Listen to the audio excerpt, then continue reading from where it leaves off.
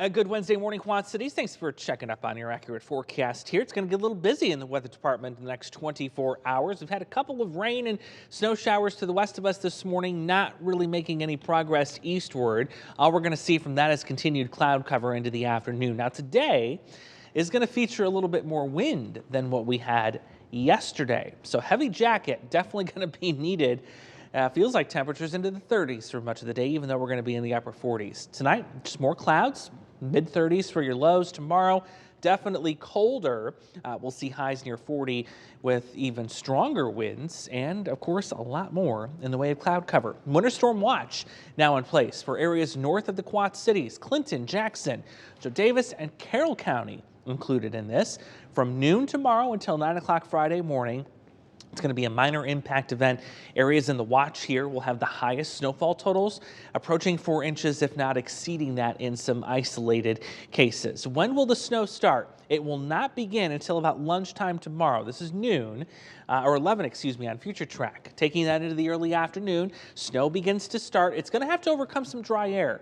So it will take some time for this to start reaching the ground and start sticking and accumulating, but it will likely do that by the middle to late part of the afternoon.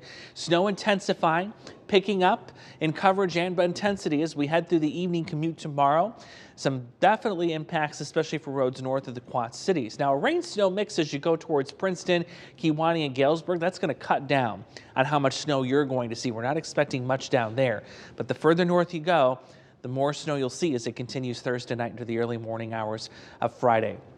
The potential for at least 2 inches of snow, it's guaranteed as you go up here towards the Illinois-Wisconsin border, Highway 20, Dubuque, Galena, north of Savannah, Maquoketa, almost a guarantee at this point. A little closer of a guarantee as you get towards the Quad Cities and points northward. Sterling, Rock Falls, Clinton into our Iowa hometowns there along that line, at least a 70% probability. So that's why I'm going with about 2 inches here in the metro. 70% probability, that's a pretty good number in my mind, but notice how that drops off the further south you go.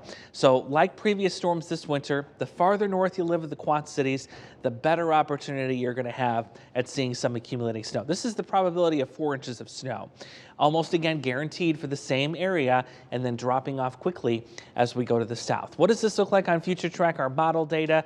Very much in agreement with this, a couple of inches here in the metro, significantly less to the south, and then more as you go northwest. So northwest of Sterling, Rock Falls, Clinton, Muscatine, that's where your 4+ inch amounts are likely going to be. Now, the snow that we get in March is significantly different than what we were to get, say, in December, January, and February, because you've got a higher sun angle, you've got more warmth coming in. And look what that's done to our pavement temperature. This morning, it's sitting in the upper 30s. That's well above freezing. So the snow is going to melt initially on impact as it starts tomorrow afternoon. It's going to take until the evening when that snow comes down heavier for it to start to pile up. Your soil temperature, the ground temperature, is also well above freezing. It's in the 40s. We don't have any frost left. Remember, we've already hit 60 twice this year already. So the ground is very warm. That will also start to melt at the snow initially. This system also doesn't have extremely cold air with it. So it's going to be that wet, heavy, slushy snow that is not only difficult to accumulate, but also has a little bit of a less impact in terms of the road conditions too. So a couple of factors working against snow this time of year. It doesn't eliminate it completely, but does offer the opportunity to see some lower snowfall amounts, especially for areas that can keep that rain-snow mix going longer on Thursday. So grab the News 8 app. I'm sure at some point tomorrow morning I'll do a YouTube live. We'll talk about this winter storm coming in when we get a little bit closer, so watch for that. Into the weekend, it still remains a little active, but doesn't look like we're going to see too much in the way of rain or snow. Those are snow showers coming in through the weekend, and then some real cold air coming in. They'll limit temperatures to the 30s on Monday, along with some flurries.